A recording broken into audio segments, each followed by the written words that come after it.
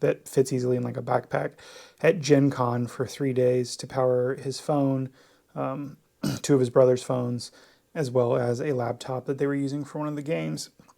And it worked fine, and this has much more storage. So let's talk about the power capacity. This Sonic 1200 watt has a substantial 999 watt hour capacity. It provides 1200 watts of continuous power. It can peak at 2400 watts thanks to their G-Wave Overload Inverter.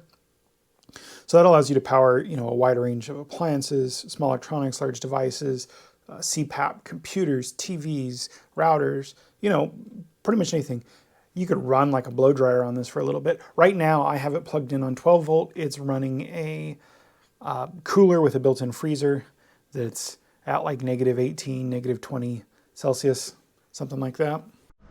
So right now it's connected to this 12 volt cooler, which is running at -20 Celsius, just to draw something down.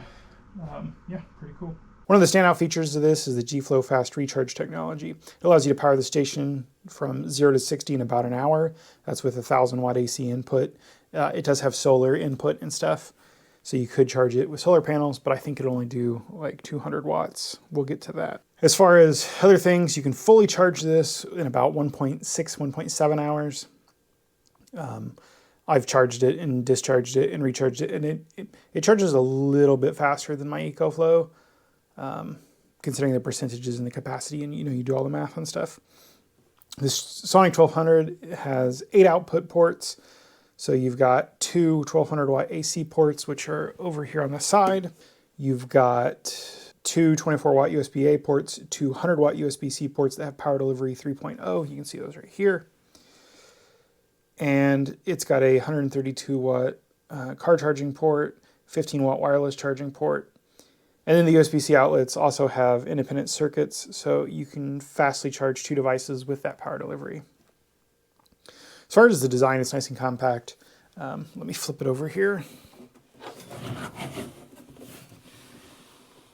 You do have your wireless charging thing up here. You've got a nice handle. The handle is very solid. It feels good in the hand. It's not too big. It's substantial. The hinge is nice and tight and feels great. What else? It's 11.81 by 8.46 by 7.68 inches. It's about 40% smaller and 30% lighter than comparable power stations that exist. If you hear some background noise, sorry, that was the freezer and the cooler kicking back on. I'll show you the drawdown right now. Get that in frame for you. I don't know how well you can see that because of the light. But we're at 93%. It's been running to get this thing down to 1920. Pulling about 47 watts. It's handling it like a champ. Let me straighten that up for you. There you go. A little dusty. I have been using this for a week. So safety, let's talk safety. This has a BMS in a battery management system. It continuously monitors the battery status to prevent like over discharge or overcharge or overheating. It does have built-in fans if it starts to get warm from drawing power down or from charging. It'll go ahead and take care of that and cool itself. As far as that, this Egretech Sonic 1200 watt portable power station, it's great. I like it. I really love the smaller one I have. It's actually running my lights right now. It's a nice little book-sized one, and I was like, oh yeah, I would love to check this one out too, because I like other brands. I do own some EcoFlows, but they have their fiddly bits that I don't care for. This thing, it's the same build quality that I had with the previous smaller unit. It just works. It's great. It's compact. It doesn't have a bunch of bulky extra plastic. I mean, they didn't try to make it all fancy or anything looking. They just made it functional, and I love that. You do have adequate venting on either side over here, and you do have a light on the front. Again, let me flip this over. So you do have a light here. It has a couple settings. Pretty great. If you're camping, you just need a little bit of light for a second while you're doing something in your tent.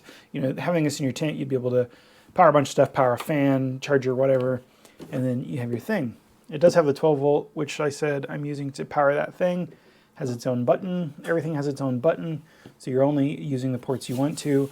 Again, your AC ports are over here on the side. Again, they have their own button. There's 2 of them. They do have the slot for the ground prong. Obviously, it's not going to be grounded, But some of these, surprisingly, don't have the little slot for the ground plug, which I find to be completely annoying, because then you either have to get an adapter or you have to break your ground prong off, which is idiotic.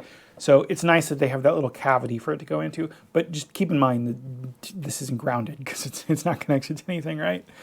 Other than that, yeah, I just love it. I like the little display, although I will say it's not very bright.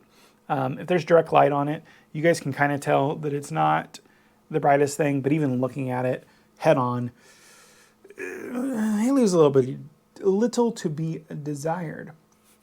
But overall, you know, powerful, fast charging, versatile. It's got a nice selection of output ports. Sometimes they go overboard and put a bunch on.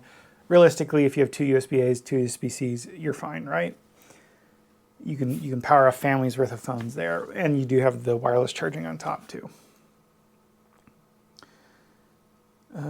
Yeah, if you have any questions or comments about this, go ahead and leave them in the description. There will be links to this in the sticky comment in the description. And yeah, thanks for watching. Don't forget to like and subscribe for more reviews, and I'll see you in the next one.